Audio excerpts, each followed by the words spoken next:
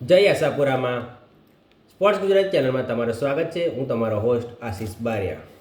આજના વિડીયોમાં તમારું સ્વાગત છે.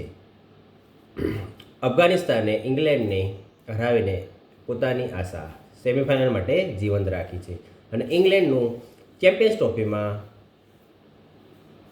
અભિયાન પૂરું થઈ ગયું છે. અફઘાનિસ્તાને ઇંગ્લેન્ડને 8 રનથી હરાવ્યું છે. અફઘાનિસ્તાને પહેલી બેટિંગ કરતાં 325 રન 7 વિકેટે પૂરા કર્યા.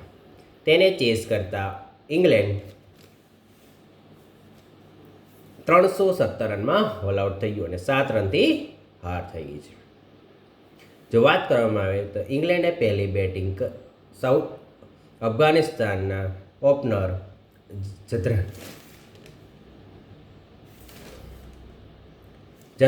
જાદરાને 177 રન 146 બોલમાં કર્યા. હસમતુલ્લાએ 40, ઉમરઝાએ 41 રન, નબી 40 રન માર્યા. તેને ચેસ કરતા ઇંગ્લેન્ડની ટીમ 317 રનમાં ઓલ આઉટ થઈ ગઈ. ઇંગ્લેન્ડમાં તરફથી સોલ્ટે 12 રન 13 બોલમાં કર્યા.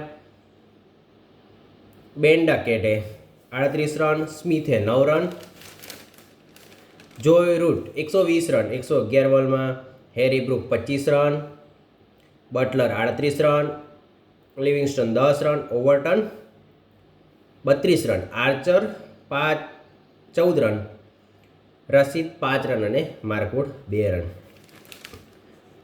ઉમરઝાએ 5 વિકેટ લીધી 58 રનમાં. ઉમરઝાએ 41 રન માર્યા અને 5 વિકેટ લીધી. મોહમ્મદ નબી 57 રન આપીને 2 વિકેટ. રાશિદ ખાન 66 રન આપીને 1.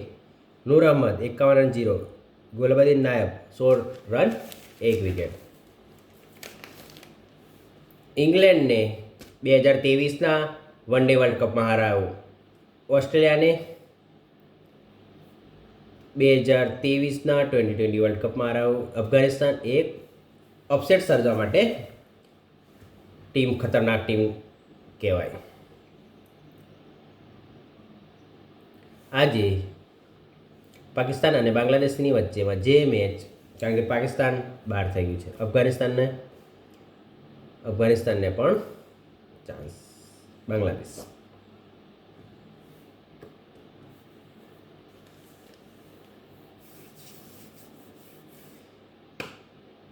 ઇંગ્લેન્ડના બેટ્સમેનો બહુ જ ખરાબ શોટ રમીને આઉટ થઈ ગયા. ઇંગ્લેન્ડ ચેમ્પિયન્સ ટ્રોફીમાંથી બહાર થઈ ગયું છે. 2019નો વર્લ્ડ કપ જીત્યા પછી ઇંગ્લેન્ડનું ફોર્મ 2023માં ખરાબ, T20 વર્લ્ડ કપમાં ખરાબ અને ચેમ્પિયન્સ ટ્રોફીમાં પણ સેમિફાઇનલમાં પહોંચી શક્યું નહીં. ઇબ્રાહિમ જાદરાને 177 રન 146 બોલમાં જબરજસ્ત બેટિંગ કર્યું. વાત કરવામાં આવે તો ઇંગ્લેન્ડના બોલરો છેલ્લી ત્રીજા પાવર પ્લેમાં સારી ઓવર બોલિંગ નાખી શક્યા નથી. તેમાં બહુ વધારે રન જવા દીધા, જેના કારણે અફઘાનિસ્તાને બહુ હેવી સ્કોર કરી દીધો. ચેમ્પિયન્સ ટ્રોફીમાં હાઈએસ્ટ સ્કોર છે 177 ઇબ્રાહિમ જદરાન ઇંગ્લેન્ડ સામે લાહોરમાં 2025માં. બીજો છે 165 બેન ડકેટ આની પહેલી ઓસ્ટ્રેલિયા સામેની બેચમાં 165 રન કર્યા હતા. એમાં પણ ઇંગ્લેન્ડ હારી ગયું હતું ઓસ્ટ્રેલિયા સામે. ઇંગ્લેન્ડ માટે સૌથી ચિંતાનો વિષય છે બોલિંગ. જોફ્રા આર્ચરની બોલિંગ. જોફ્રા આર્ચરને 10 ઓવરમાં 64 રન 3 વિકેટ. માર્કવુડ 8 ઓવરમાં 50 run. Mark Wood injury. Jamie Overton 10 ઓવરમાં 72 run 1 wicket. Adil Rashid 10 over 60 run 1 wicket. Joe Root 7 ઓવરમાં 47 રન 0 વિકેટ. લિયામ લિવિંગસ્ટન 5 ઓવરમાં 28 રન 2 વિકેટ. લિયામ લિવિંગસ્ટનની છેલ્લી ઓવરમાં વધારે રન હતા આવ્યા, તેના કારણે તો અફઘાનિસ્તાન બહુ સારો સ્કોર 340 ઉપર પહોંચી ગયો હતો.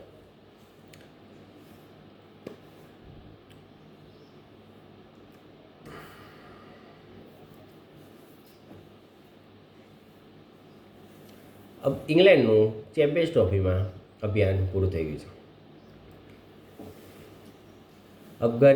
પાકિસ્તાન અને બાંગ્લાદેશ આજે મેચ રમશે. એમાંથી જે કોઈ બી પોતાની જીત કરીને વિદાય લેવાનું ચાલશે.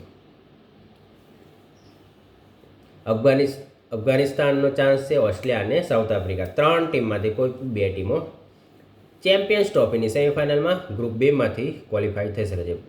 ગ્રુપ એમાંથી ભારત અને ન્યૂઝીલેન્ડ ક્વોલિફાય થઈ ગયા છે. જો તમને વિડીયો સારો લાગે તો ચેનલને સબસ્ક્રાઈબ કરો અને વિડીયોને લાઈક કરો.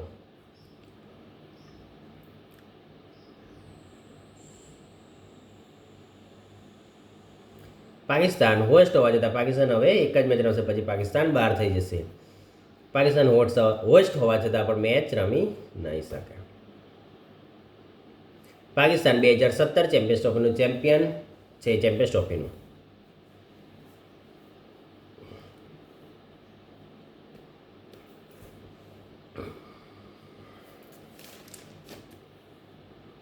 પાકિસ્તાનમાં ખેલાડીઓની સુરક્ષા અંગે પ્રશ્નાર્થ સર્જાયો છે, કારણ કે 100થી વધારે પોલીસ કર્મીઓ ગાયબ થઈ ગયા છે, ડ્યુટી પરથી ગાયબ થઈ ગયા છે.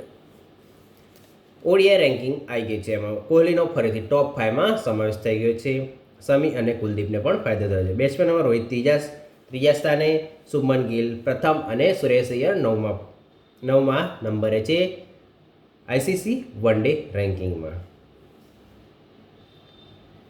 વિરાટ કોહલી વન ડે રેન્કિંગમાં 5મા રમે છે. વિરાટ કોહલીની સદીના કારણે વિરાટ કોહલીને વન ડે રેન્કિંગમાં ફાયદો થયો છે અને વિરાટ કોહલી 5મા નંબર પર પહોંચી ગયો છે.